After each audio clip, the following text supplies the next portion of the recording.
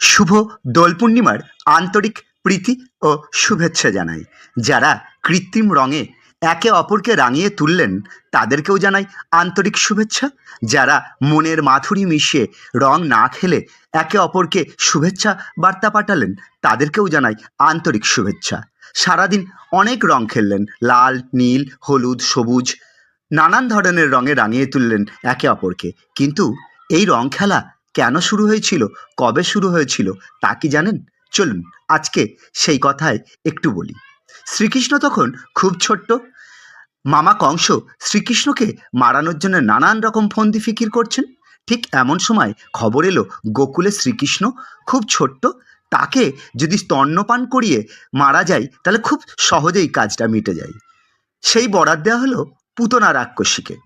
পুতনা রাক্ষসী গেলেন শ্রীকৃষ্ণকে স্তন্যপান করাতে। ভগবান শ্রীকৃষ্ণ এলেন পুতনা রাক্ষসীর স্তন্যপান করতে বা দুগ্ধপান করতে। কিন্তু দুগ্ধপান করলেন, সেই দুগ্ধ পান করার ফলে শ্রীকৃষ্ণর গৌরবর্ণ হয়ে গেল একেবারে নীল। পুতনা রাক্ষসী তো সেখানেই মৃত্যুবরণ করলেন, সে ঘটনা আলাদা। কিন্তু শ্রীকৃষ্ণের রং হয়ে গেল নীল।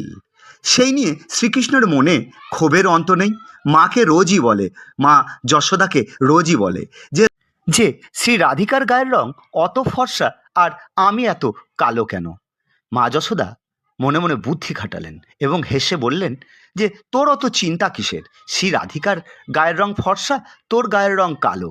একদিন এক কাজ কর, তুই তোর পছন্দের মতো একটা কোনো রং নিয়ে গিয়ে শ্রী রাধিকার গালে খুব করে মাখিয়ে দিবি। তুইও সেই রং গায়ে মেখে নিবি, তাহলেই দুজনের গায়ের রং এক হয়ে যাবে।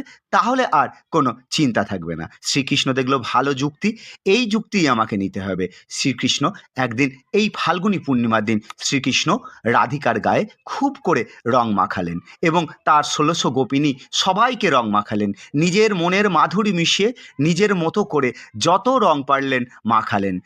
সেই দিন শ্রী রাধিকা সহ সমস্ত গোপিনী এবং শ্রীকৃষ্ণ একই রঙে রঙিন হয়ে উঠলেন। সেদিন থেকেই শুরু হলো এই রঙের খেলা বা এই ফাগ উৎসব বা বসন্ত উৎসব। এই রংদোল বা এই রঙের খেলা শুধুমাত্র কিন্তু পৌরাণিক কাহিনীতেই সীমাবদ্ধ নয়, এর একটা সমাজে বিস্তারও আছে।